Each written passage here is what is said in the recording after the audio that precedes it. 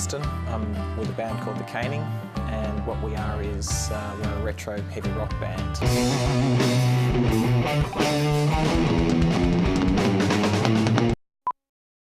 The kind of music that's our main influence is I guess, what was called heavy metal in the early 70s, so the heavy rock bands of that era.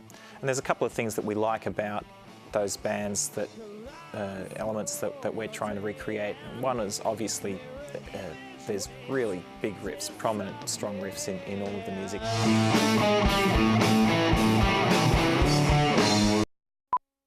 Into the fire! The other thing is that most of those bands are musically quite adventurous. There probably wasn't such a line between straight-ahead rock and progressive rock back in those days, and so that describes us a little bit as well. We lean into progressive rock without actually being a progressive rock band.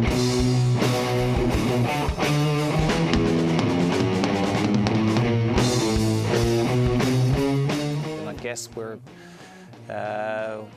tending to be a bit of a musos band, which is something else that those bands were back in the day as well.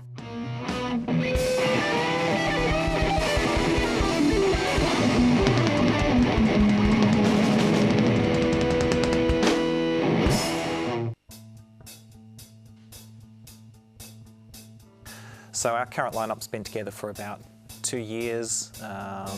We've got Gavin on bass. He's been on since about May 2012. Gavin's the baby of the band, so he's quite a bit younger than us. It's a really natural fit to have him in the band.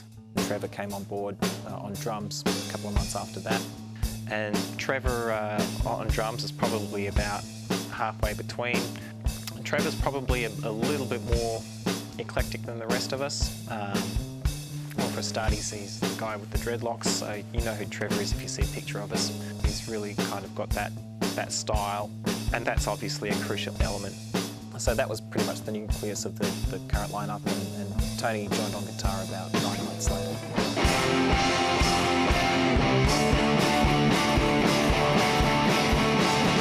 Once Tony was there, it became clear that we had a committed unit, we had good chemistry, and we had a good batch of songs.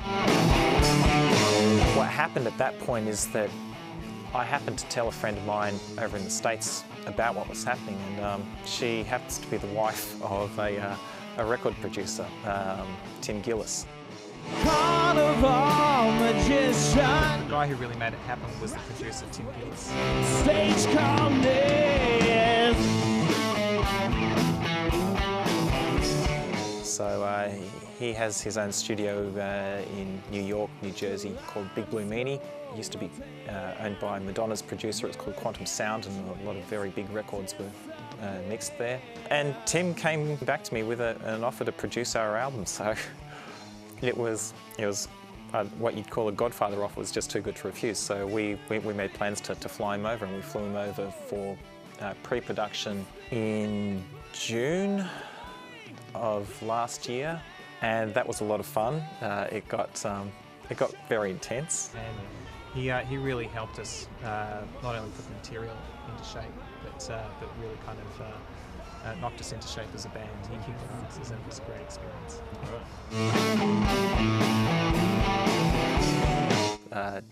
Tim is he's a shrewd operator and a real taskmaster. He's recorded or been involved in 700 records in the last decade, so he's very, very experienced with the recording process. And he kicked our asses. He knew how to bring out the best in us, whether it was, sometimes it needed a softly approach, and sometimes it needed, like like the crack of a whip. He's a lovely guy. He's very supportive, and he's got all that experience, so he knows what works, and he knows how to bring out the best in bands. And he certainly understood what we were about and trying to record. Yeah. I identified, where things weren't working in the band. Identified communication issues, with the band. He's a bit of a shrink, the band shrink as well, Right. So, and I guess the good producers are. So it was a real development experience for us.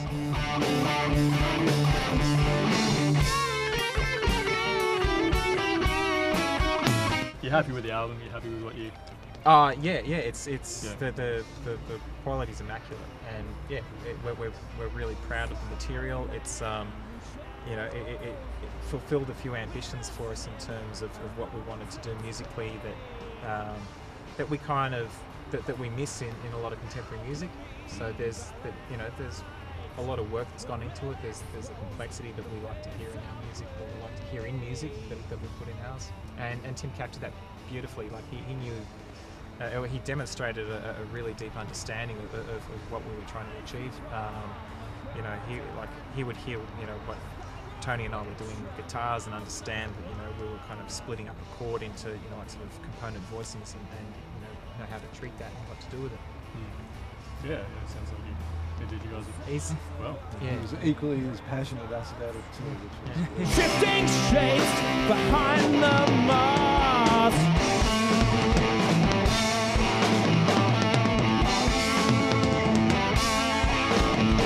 And so after we had that pre-production session, we had about 10 weeks to kind of pull everything together, and we were reporting back to Tim on a regular basis, sending him recordings of how we were progressing and that sort of thing before we went into Sing Sing Studios in Richmond in September, and we laid down the tracks for the album. Tim flew back over here to record the album and then went back after the tracking to mix the album. So we've had it in the can now, ready to release, and what we've started to do is we released the first single off the album, Twisting the Knife. With it was the first music video. We're twisting the knife. We're doing a second one for our next single, which is a song called Vincent Crane.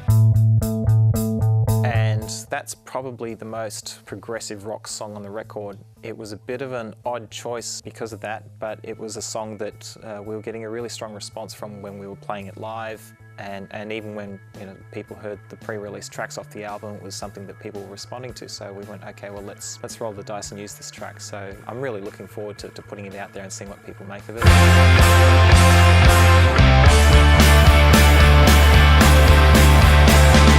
It's all got to sort of sound and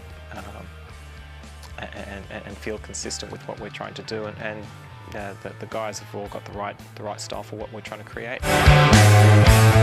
It just seems to me that there's a lot of trend chasing with styles, and we didn't want to be that. We wanted to create music that we loved the sound of, and not at all subscribe to the idea that that's going to somehow restrict what we have to say artistically, because I simply don't buy that. I don't believe it does, and I think we've proven that.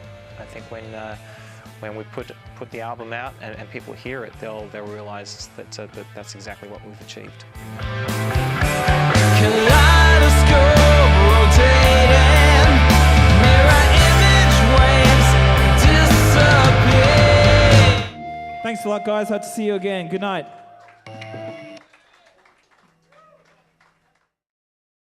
I reckon I've nailed that too.